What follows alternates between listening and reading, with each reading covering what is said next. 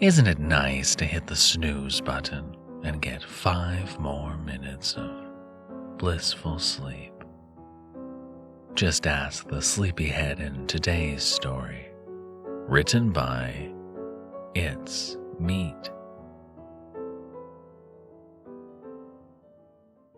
Arnold Trance was an immensely dull individual.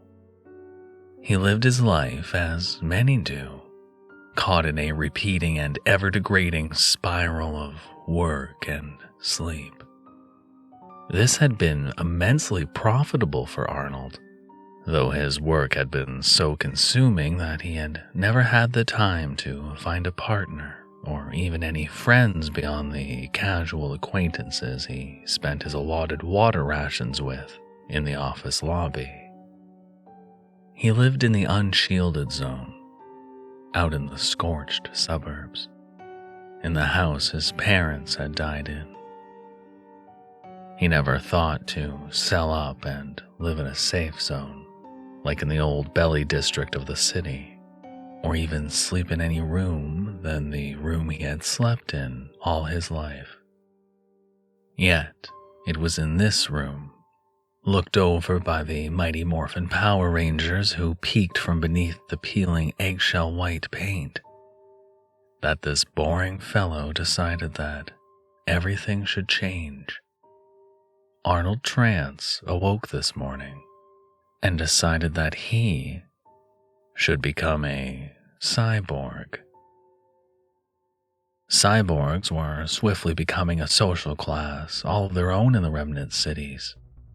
It was expensive, sure, but the procedures were safe, and the possibilities were endless once you were fixed, as they said. Arnold Trance decided that he was going to opt for the full replacement package. Full spine and limb replacement, nanotech organ regeneration, hindbrain automation, pheromone manipulation, and a new invention called full sentience backup, just in case of critical failure. Arnold Trance was going to ascend, become something greater than himself. He was going to leave this house behind, sell the house, sell the relics of the past, and move on to a brighter, better future. It was going to happen, finally.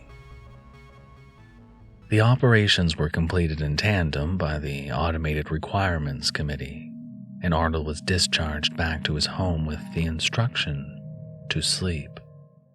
It would be the last time he would ever need to sleep, but for full accessibility and connection to his enhanced nervous system, a full reboot was required. Thus, it so happened that when a solar flare erupted forth and sent a new bout of electromagnetic devastation down onto his continent, that Arnold was blissfully unaware of his absolute and horrid death.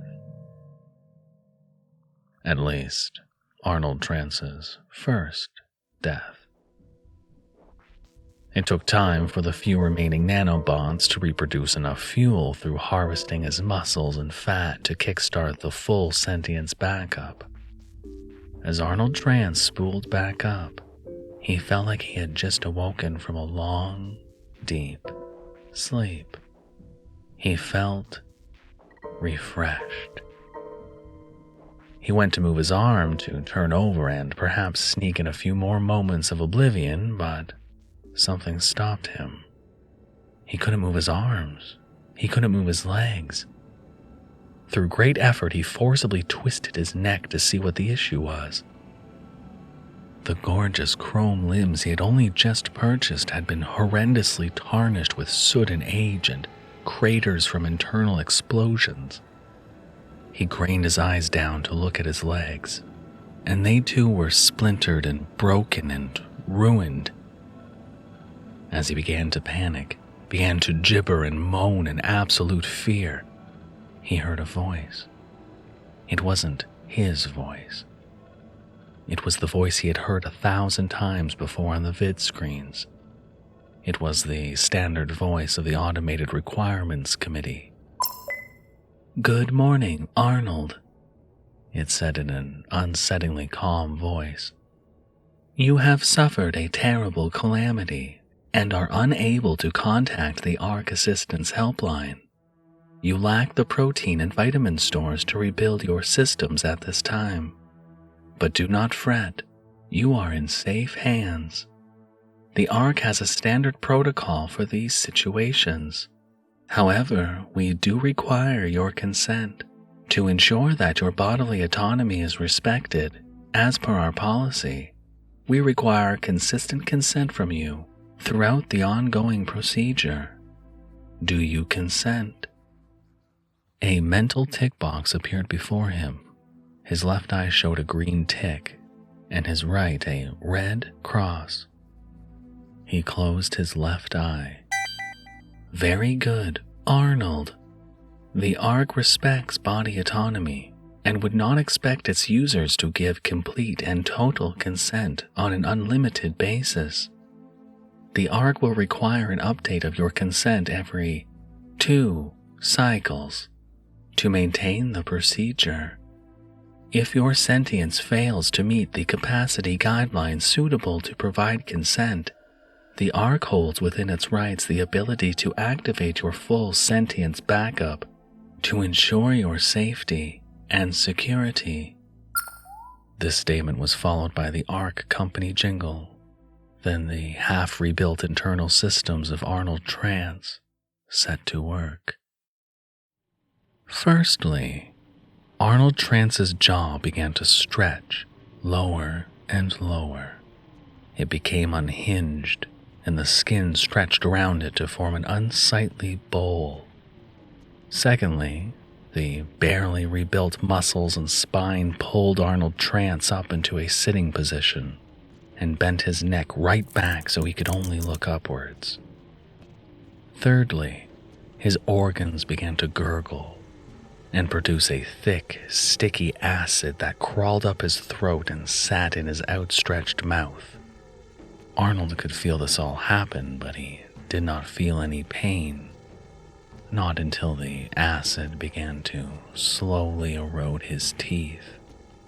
He tried to scream, but he couldn't. He was trapped. The pain in his mouth distracted him enough that he did not notice that he had begun to stink.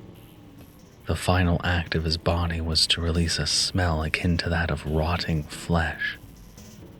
This was hell. Arnold racked his brain to remember how long this was going to last for. How many cycles did the voice say? 2? 3? It didn't matter. Death was preferable to this. It was when Arnold had decided to die that the first insects came. They crawled up his nose and slipped on his lips. They covered his face, but didn't go anywhere near his eyes, so he could always see, always blink. They died in their hundreds, then their thousands, all drowning and dissolving in the mouth of Arnold Trance, feeding him, making him stronger, making him better, fixing him. After an eternity of torment, the standard voice of the ARC chimed in his mind once more. "Do you consent to the ongoing procedure?" The voice calmly stated, and the same checkboxes appeared before his eyes. Arnold Trance firmly closed his right eye. He squeezed it tight so there would be no possible confusion. The voice of the ARC returned. "You have selected to no longer consent to the procedure. As this procedure is being enacted to prolong your life and is crucial to the prolongation of your life, choosing not to consent is an act of irresponsible self-harm. The ARC thus determines you no longer have capacity to determine what is right for your safety and security. The ARC policy in regard to capacity is clear.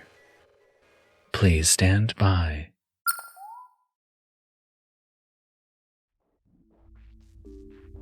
As Arnold Trance spooled back up, he felt like he had just awoken from a long, deep sleep. He felt refreshed.